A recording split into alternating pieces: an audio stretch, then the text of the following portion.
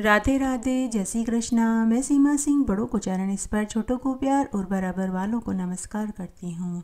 आज हम कार्तिक मास के महात्म्य का 8वां अध्याय सुनेंगे। अब तक हमने 7 अध्याय सुने हैं। अगर आपका कोई भी अध्याय सुनने से छूट गया है तो डिस्क्रिप्शन बॉक्स में मैं उसका लिंक छोड़ दूंगी। आप वहां से अपना छूटा हुआ अध्याय सुनकर पुण्य लाभ कमा सकते हैं। आइए अब हम कार्तिक मास के महात्म्य के 8वें अध्याय में हम क्या सुनेंगे वह हम विस्तार से जानते हैं। कार्तिक मास के इस अध्याय में हम बेलपत्र की महिमा का महात्म्य, तिल के दान का महत्व, साथ ही अनेक पेड़ों में अनेक देवताओं का वास होता है, उन पेड़ों की कार्तिक मास में पूजा करने का क्या फल मिलता है, साथ ही कार्तिक मास के व्रत के उद्यापन की विधि आएगी और साथ ही कार्तिक मास के स्नान की एक पौराणिक कहानी भी आएगी। आइए अब हम कार्तिक मास के 8वें अध्याय को विस्तार से सुनते हैं। सबसे पहले भगवान श्री कृष्ण को प्रसन्न करने वाला मंत्र जानेंगे। कार्तिक मास में किस मंत्र को बोलने से हमारे सभी दुख, सभी संकट, क्लेश और पाप दूर हो जाएं। तो सबसे पहले हम भगवान श्री कृष्ण को प्रसन्न करने वाला यह मंत्र सुनते हैं। भगवान श्री कृष्ण का क्लेश नाशक मंत्र इस प्रकार है। ओम श्री कृष्णाय शरणम मम, या कृष्णाय वासुदेवाय हरिये परमात्मने, प्रणत क्लेश नाशाय गोविंदाय नमो नमः। इस मंत्र से भगवान श्री कृष्ण बहुत जल्दी खुश हो जाते हैं। कार्तिक मास में जो मनुष्य इस मंत्र का जाप करते हैं, पढ़ते हैं, सुनते हैं तो उन्हें इसका अक्षय फल प्राप्त होता है। इस मंत्र का अर्थ है, हे कृष्ण भगवान, हम आपकी शरण में हैं। हे श्री हरि वासुदेव, हे परमात्मा, हे गोविंद, आपको बारंबार प्रणाम है। आप हमारे कष्टों का नाश करके हमें सर्व सुख प्रदान करें। इस मंत्र का जाप करने से भगवान हरि अत्यंत प्रसन्न हो जाते हैं। वे अपने भक्तों का कदम कदम पर साथ देते हैं, उनके जीवन में कभी दुख नहीं आने देते। जब मनुष्य सब तरफ से हार जाता है, दुखी हो जाता है, उसके जीवन में अंधकार हो, तो इस स्रोत को पढ़ने से उनके जीवन में खुशियां आने लग जाती है। इस मंत्र से भगवान कृष्ण के साथ राधा रानी भी प्रसन्न होती है। इस मंत्र को कार्तिक मास में जो मनुष्य सुनता है, सुनाता है या पढ़ता है, उसकी पारिवारिक समस्याओं का निराकरण हो जाता है। घर में सभी सदस्य स्वस्थ निरोगी रहते हैं। कारोबार दिन दुगनी रात चौगनी तरक्की करता है। विद्यार्थियों का पढ़ाई में मन लगता है। निसंतानों को संतान सुख की प्राप्ति होती है और घर में धन धान्य की वृद्धि होती है। कार्तिक मास में इस मंत्र को जरूर पढ़ना चाहिए। कार्तिक मास में कार्तिक स्नान के साथ इस मंत्र को अवश्य सुनना और पढ़ना चाहिए। शौनकादि 88,000 ऋषि मुनियों ने सूत जी से पूछा कि हे मुनिवर, कार्तिक मास में महादेव जी के ऊपर बेलपत्र चढ़ाने का क्या महात्म्य है? कृपा करके कार्तिक मास में महादेव जी के ऊपर बेलपत्र चढ़ाने के फल का वर्णन सुनाइए, हम सुनना चाहते हैं। तब सूत जी ऋषि मुनियों से बोले कि हे ऋषि मुनियों, बेलपत्र में लक्ष्मी जी का वास होता है। कार्तिक मास में बेलपत्र से महादेव जी की पूजा करने से मनुष्य के 7 जन्मों की दरिद्रता दूर हो जाती है। यदि बेलपत्र व आंकड़े दोनों को शिवलिंग पर कार्तिक मास में चढ़ाते हैं तो उन्हें लक्ष्मी जी की प्राप्ति होती है। कार्तिक मास में बेलपत्र के पेड़ के नीचे रोज घी का दीपक जलाने से भगवान महादेव प्रसन्न हो जाते हैं और वे अपने भक्तों की सभी मनोकामनाओं को पूरी कर देते हैं। जो मनुष्य कार्तिक मास में रोज बेलपत्र के पेड़ को सींचता है, दर्शन करता है, तो उसके सारे कष्टों का निवारण हो जाता है। सूत जी आगे बोले कि घर में बेल के पेड़ को लगाने, सींचने, पूजा करने से धन धान्य की वृद्धि होती है, दीर्घायु पुत्र की प्राप्ति होती है। बरगद और बेल के पेड़ में भगवान महादेव का वास होता है। बेलपत्र भगवान महादेव को अति प्रिय है। अगर श्रद्धा से कार्तिक मास में शिवलिंग पर बेलपत्र अर्पित किया जाए तो भगवान महादेव बहुत जल्दी प्रसन्न हो जाते हैं और उस मनुष्य के सभी विघ्नों को दूर करके उन्हें मन इच्छित फल प्रदान कर देते हैं। नियमित रूप से बेलपत्र को जल से सींचने से पितृदोष से मुक्ति मिलती है। कार्तिक मास में बेलपत्र भगवान महादेव को चढ़ाने से सभी इच्छित वर प्राप्त हो जाते हैं। बिना बील पत्र के भगवान महादेव की पूजा अधूरी मानी जाती है। पूरे कार्तिक मास में शाम के समय बील पत्र के पेड़ के नीचे घी का दीपक जलाने से लक्ष्मी जी प्रसन्न हो जाती हैं और उन्हें धन धान्य सुख समृद्धि का आशीर्वाद देती है। जिस बील पत्र में 5 पत्तियां होती हैं वे पंच देवता माने जाते हैं, ब्रह्मा, विष्णु, महेश, गणेश और माँ दुर्गा।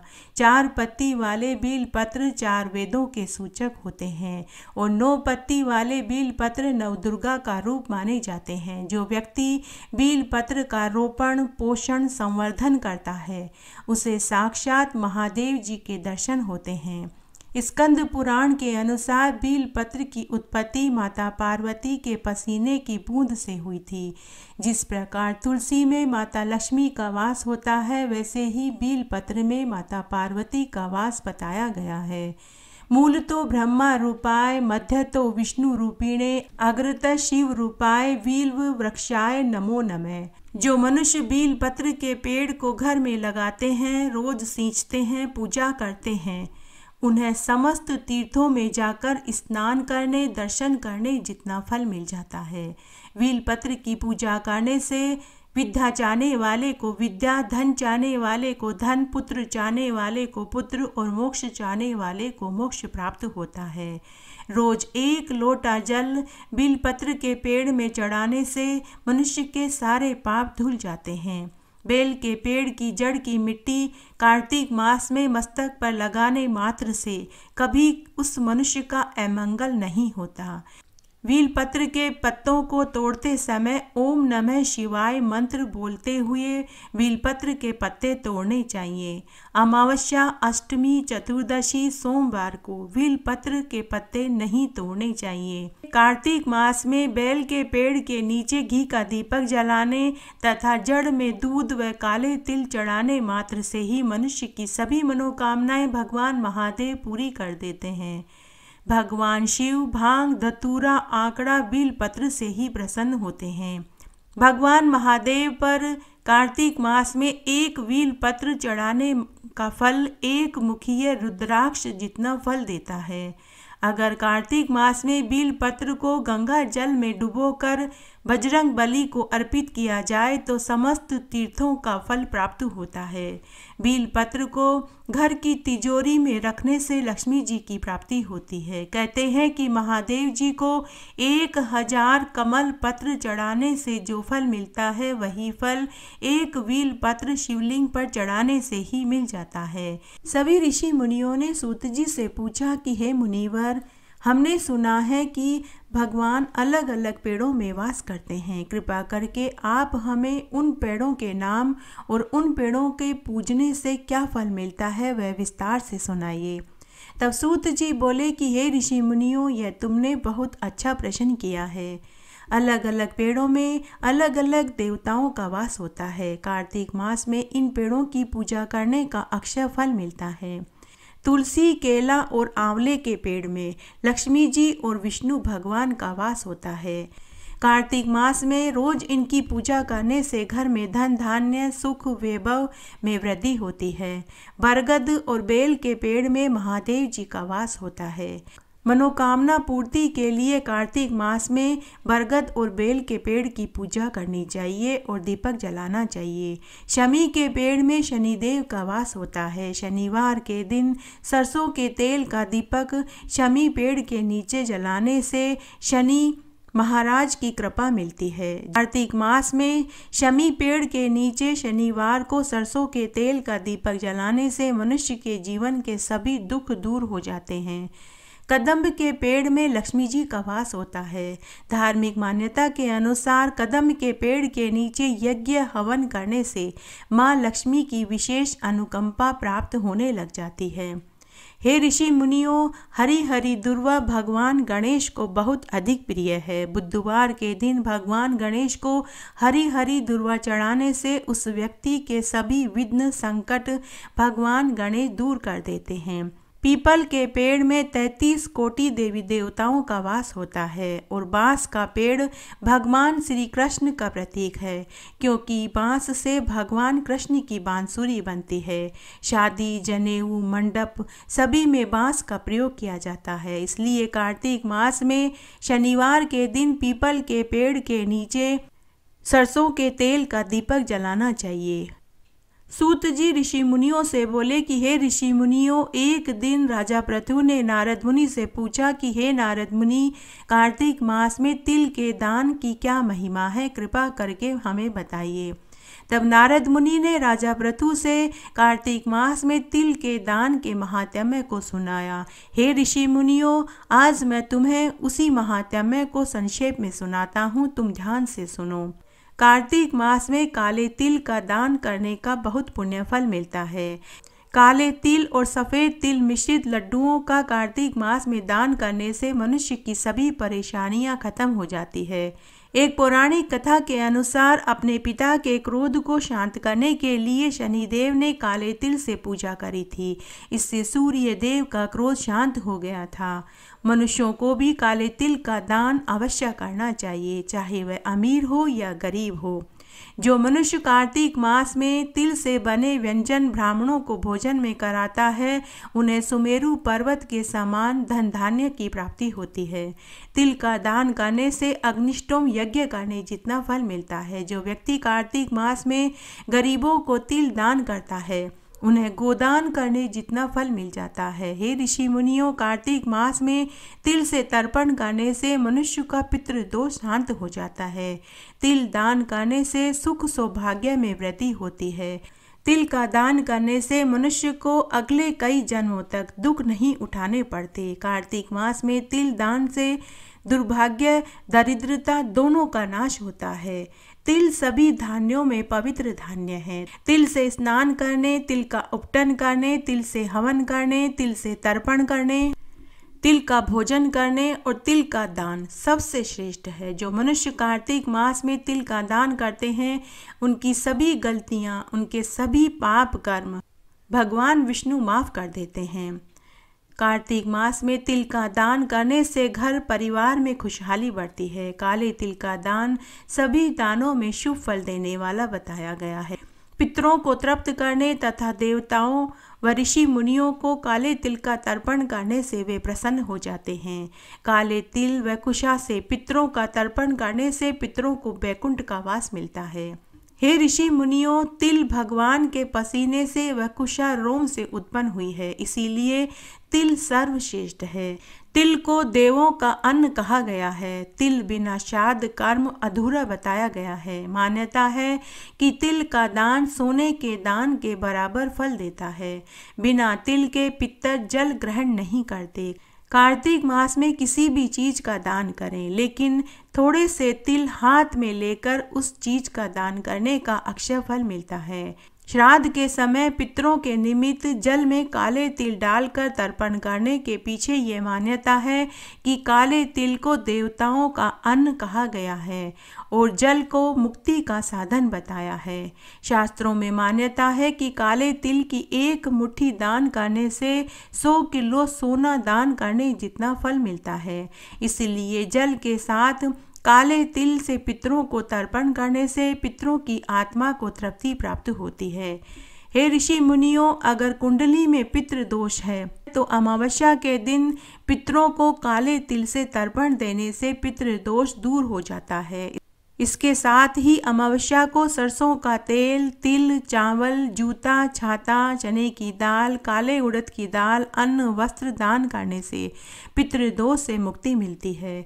पितृदोष से मुक्ति के लिए अमावस्या के दिन 5 ब्राह्मणों को सपत्नीक भोजन जरूर कराना चाहिए और उनके भोजन में काले तिल का व्यंजन जरूर होना चाहिए। हे ऋषि मुनियों, ये मैंने तुम्हें कार्तिक मास में तिल दान के महात्म्य को सुनाया। अब और तुम्हारी क्या सुनने की इच्छा है? सूत जी आगे बोले कि हे ऋषि मुनियों, उसके बाद राजा पृथु ने नारद मुनि से कहा कि हे नारद मुनि, अब मैं आपसे कार्तिक मास के उद्यापन की विधि जानना चाहता हूँ। कृपा करके आप मुझे कार्तिक मास के उद्यापन विधि को सुनाइए। तब नारद मुनि ने राजा पृथु को कार्तिक मास के उद्यापन विधि सुनाई। वह इस प्रकार थी, तुम ध्यान से सुनो। नारद मुनि ने कहा कि हे राजन, अब मैं कार्तिक मास के व्रत की उद्यापन विधि तुम्हें सुनाता हूँ, तुम ध्यान से सुनो। कार्तिक मास के व्रत करने वाले को कार्तिक मास में शुक्ल पक्ष की चतुर्दशी को व्रत के संपूर्ण फल की प्राप्ति के लिए तथा विष्णु भगवान की प्रसन्नता के लिए कार्तिक मास का उद्यापन करना चाहिए। तुलसी के ऊपर चंदोबा बनावे, बंधनवार व फूलों से सुसज्जित करे, चंवर से सुशोभित मंडप बनावे, चारों दरवाजों पर मिट्टी के बने हुए पुण्यशील, सुशील, जय और विजय 4 द्वारपालों को अलग अलग बैठावें। तुलसी की जड़ों में 4 रंगों द्वारा सर्वतोभद्र चक्र बनावें। उसके ऊपर पंच रत्न नारियल रखें और शुद्ध वस्त्र से कलश को ढकें। फिर भगवान विष्णु का पूजन करें।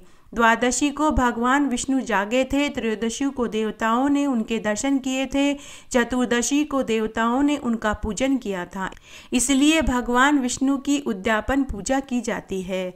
उस दिन संयम तथा शांत चित्त से कार्तिक मास का व्रत करना चाहिए। अपने गुरु की मूर्ति बनाकर षोडशोपचार विधि से विविध नैवेद्य आदि से भगवान का पूजन करें। विधि प्रकार से वाद्यों के साथ कीर्तन और जागरण करें। जो प्राणी श्रद्धा पूर्वक नियम धर्म से भगवान विष्णु का कीर्तन करते हैं, उन लोगों के 100 जन्मों के पाप धुल जाते हैं। इसमें कोई संदेह नहीं है। जो व्यक्ति भगवान विष्णु के नियमित जागरण करके रात्रि भर भगवान का कीर्तन करते हैं, उनको असंख्य गोदान का फल मिलता है। जो लोग कार्तिक मास में भगवान की मूर्ति के सामने नृत्य गान करते हैं, उनके अनेक जन्मों के एकत्रित पाप नष्ट हो जाते हैं। नारद मुनि आगे बोले कि हे राजन, भगवान के सम्मुख बैठकर कीर्तन करते हैं, बंसी बजाते हैं, मंजीरे बजाते हैं, ढोलक पेटी बजाते हैं, भजन करते हैं और भगवत भक्तों को प्रसन्न करते हैं और भक्ति से रात्रि जागरण करते हैं। उन्हें करोड़ों तीर्थों में जाकर स्नान करने, व्रत करने, 88,000 ब्राह्मणों को भोजन कराने जितना फल मिल जाता है। पूर्णमासी को अपनी पत्नी सहित वेद पाठी ब्राह्मण को या केवल एक ही श्रेष्ठ ब्राह्मण को सपत्नी घर पर बुला करके स्वादिष्ट भोजन करावें। भोजन में खीर, मालपुए अवश्य रखें और यथाशक्ति दक्षिणा देवें और पांव छूकर आशीर्वाद लेवें, क्योंकि पूर्णमासी को ही भगवान ने अपने भक्तों को वरदान दिया था और मत्स्य रूप धारण किया था। अतः उस दिन जो दान, हवन, जप भगवान विष्णु के निमित्त किया जाता है, उसका अक्षय फल मिलता है। इसलिए कार्तिक व्रत करने वाले को 3 या 1 ब्राह्मण को सपत्नीक सामर्थ्य अनुसार भोजन कराना चाहिए और उनको अपनी सामर्थ्य के अनुसार दक्षिणा देनी चाहिए। बाद में भगवान विष्णु की पूजा करके अन्य देवताओं तथा तुलसी व कपिला गाय का पूजन करें। व्रत की कथा सुने, गुरु और ब्राह्मणों को वस्त्र आभूषण से सम्मानित करें और उनसे क्षमा प्रार्थना करें और बोले, क्षमा का मंत्र यह है, आप सब लोगों की अनुकंपा से मुझ पर भगवान प्रसन्न रहें। इस व्रत को करने से मेरे 7 जन्मों के पाप नष्ट हो जावे, मेरी संतान दीर्घायु और चिरंजीव हो। इस पूजा के द्वारा मेरी सभी इच्छाएं पूर्ण हो और मेरी मृत्यु के बाद मुझे अतिशय दुर्लभ विष्णु लोक की प्राप्ति हो। इस तरह व्रत करने वाला इस प्रकार ब्राह्मणों से क्षमा की प्रार्थना करें और उनको प्रसन्न करके विदा करें। पूजा की सारी वस्तुओं के साथ गाय भी गुरु को दान में देवें। उसके पश्चात बंधु बांधवों सहित संभोजन करें। कार्तिक और माघ मास के उद्यापन के नियम इसी प्रकार हैं। इस तरीके से जो प्राणी कार्तिक मास का व्रत और उद्यापन करता है, वह पाप रहित होकर मन वांछित फल को पाता है। हे राजन, इसमें कोई संदेह नहीं है। सूत जी आगे बोले कि हे ऋषि मुनियों, नारद मुनि ने राजा पृथु को कार्तिक मास के नियम बताए जो मैंने तुम्हें संक्षेप में सुनाए हैं। अब और तुम्हारी क्या सुनने की इच्छा है? इसके बाद हम कार्तिक मास की एक पौराणिक कहानी सुनेंगे। मैं आपको हर अध्याय में कार्तिक मास की एक कथा भी सुनाया करूंगी ताकि आपको कार्तिक मास का संपूर्ण फल प्राप्त हो सके। आइए अब हम कार्तिक मास के स्नान की एक पौराणिक कथा सुनते हैं। एक बार एक गांव में एक सेठ सेठानी अपनी 4 बेटा बहू के साथ रहते थे। सेठ जी बड़े ही कंजूस प्रवृत्ति के थे। सेठानी बड़ी ही धार्मिक प्रवृत्ति की थी। वह हर साल कार्तिक मास का स्नान और व्रत किया करती थी। तब एक बार जब कार्तिक का महीना आया तो सेठानी ने पूरे नियम धर्म और विधि विधान से कार्तिक मास का स्नान और व्रत किया। तो उसकी 4 बहुएं अपनी सास को झूठा बासी जला भुना भोजन थाली में परोस देती थी। सेठानी बड़े ही नेक दिल की महिला थी। वह अपनी बहुओं से कुछ नहीं कहती थी। तब एक रात्रि को जब घर के सभी सदस्य सो गए तो सेठ जी को घर में किसी के बोलने की आवाज़ें सुनाई दी। सेठ जी घर के आंगन में खाट पर सोने की कोशिश कर रहे थे। उन्हें नींद नहीं आ रही थी। तब उन्हें किसी के बोलने की आवाज़ें सुनाई दी। सेठ जी के घर में 4 भाई बहन रहते थे। उनमें सबसे पहला एक भंवरा था। भंवरा बोला कि मैं इस घर में बहुत दुखी हूँ। तब दिया बोला कि मैं भी इस घर में रहकर बहुत दुखी हूँ। रोज भवें मुझे जलाती है, लेकिन सुबह शाम उसी दीपक में तेल डाल कर के जला देती है, नई बत्ती नहीं लगाती हैं। तब माता लक्ष्मी ने कहा कि मैं भी बहुत दुखी हूँ। मुझे तो इस घर के मालिक ने जमीन में गाड़ रखा है। अपनी पत्नी को और बहू बेटियों को गहने गांठे पहनने के लिए ही नहीं देता है और नए नए कपड़ों को बक्सों में बंद करके रख रखा है। मैं भी अब इस घर में रहना नहीं चाहती। फिर अन्न देवता ने कहा कि अरे भाई, जब तुम लोग भी नहीं रहोगे तो मैं भी यहाँ रहकर क्या करूँगा। मैं भी इस घर में रहकर बहुत दुखी हूँ। मेरी तो यहाँ कोई कद्र ही नहीं करता। जो इस घर में व्रत उपवास करते हैं उन्हें जली भुनी बासी रोटी दी जाती है और मैं तो सबके पैरों की ठोकर में आता रहता हूँ। मेरी भी यहाँ कोई कद्र नहीं है। जब वे 4 भाई बहन आपस में बातें कर रहे थे तो सेठ जी उन सबकी बातें सुन रहा था। सेठ जी ने मन ही मन सोचा कि अगर ये 4 मेरे घर से चले गए तो मेरे घर में बचेगा ही क्या। सुबह उठते ही सेठ जी ने सबसे पहले घर में झाड़ू लगाई और अन्न को बोरियों में भरा। जमीन में से गहने गांठे निकाले, बक्सों में से नए नए कपड़े निकाले और सेठ जी ने अपनी पत्नी, बेटी और बहुओं को नए नए कपड़े और गहने पहनने को दिए और कहा कि आज से तुम सब नए नए कपड़े और गहने गांठे पहना करो। फिर सेठ जी ने दीपक में तेल भरा और नई बत्ती लगाई और सेठ जी ने अपनी सभी बहुओं से कहा कि आज से रोज तुम जब शाम को दीपक जलाओ तो इसमें नई बत्ती लगा कर के जलाया करो।